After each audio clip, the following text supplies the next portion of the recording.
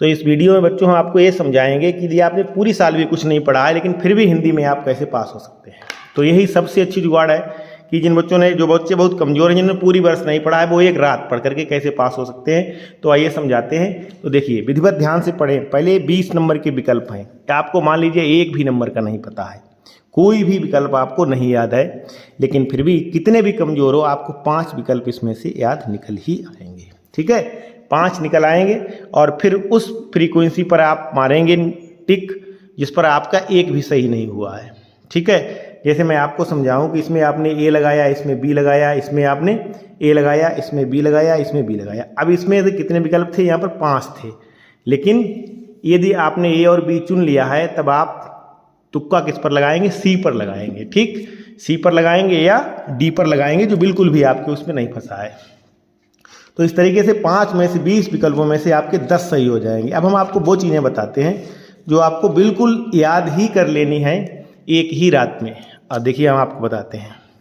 इसमें आपसे गद्यांश का संदर्भ और इसमें से संदर्भ, ये संदर्भ आप तभी जब आपने पाठ पढ़े होंगे। ठीक, लेकिन इन प्रश्नों के उत्तर आप इसमें से पढ़ कर के दे सकते हैं। ये दोनों गद्यांशों के पढ़ कर के दे सकते हैं। तो मैंने आपको बताया 10 नंबर आपके हो ही जाएंगे, कितना भी आपने कम पढ़ा हो।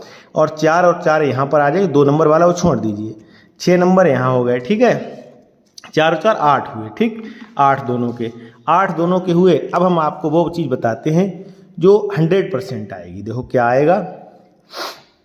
ए है आपको एक है पद्यांश। ठीक, संस्कृत का पद्यांश है और एक पेज है मॉडल पेपर में, ओनली 1 पेज है।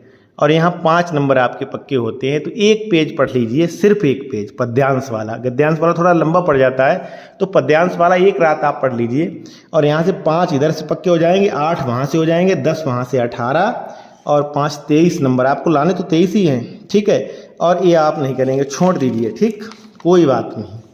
और फिर आते हैं हम लोग जीवन परिचय। ठीक, जीवन परिचय आप 2 जीवन परिचय याद करें। जयशंकर प्रसाद याद करेंगे, रामचंद्र शुक्ल याद करेंगे। दोनों में से एक फंसेगा, 100% फंसेगा। इधर क्या करना है आपको? गोस्वामी तुलसीदास याद कर लेना है और सूरदास याद कर लेना है। दोनों याद कर लीजिए, इनमें से एक फंस जाएगा। ठीक, तो 5 और 5 10 यहाँ हो गए। 10 में से 4 तो मिलेंगे ही मिलेंगे। अब श्लोक तो आपको 100% एक रात में क्या 1 मिनट में याद हो जाएगा, यदि आप याद कर लें एक श्लोक। तो एक श्लोक आप याद कर लें बस।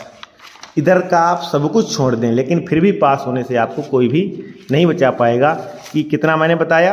10 नंबर मैंने बताया आपके विकल्प के हो गए। ठीक है, 4 नंबर पद्यांश के हुए, तो 10 और 8 18। और क्या बताया? 2 नंबर का श्लोक 20 हो गए। ठीक है, और 4 नंबर के 5 के हैं, 4 मिलेंगे, तो 20 और 8 28।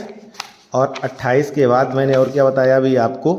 एक और बताया, हम और बता रहे हैं, पठित खंड काव्य से एक वो याद करिए। तो इसमें आपके यहाँ जो भी चलता हो वही याद कर लीजिए, जो भी आपके यहाँ खंड काव्य चलता है। जैसे यहाँ मातृभूमि के लिए चलता है, मातृभूमि याद कर लीजिए, पूरी रात में याद कर लिए।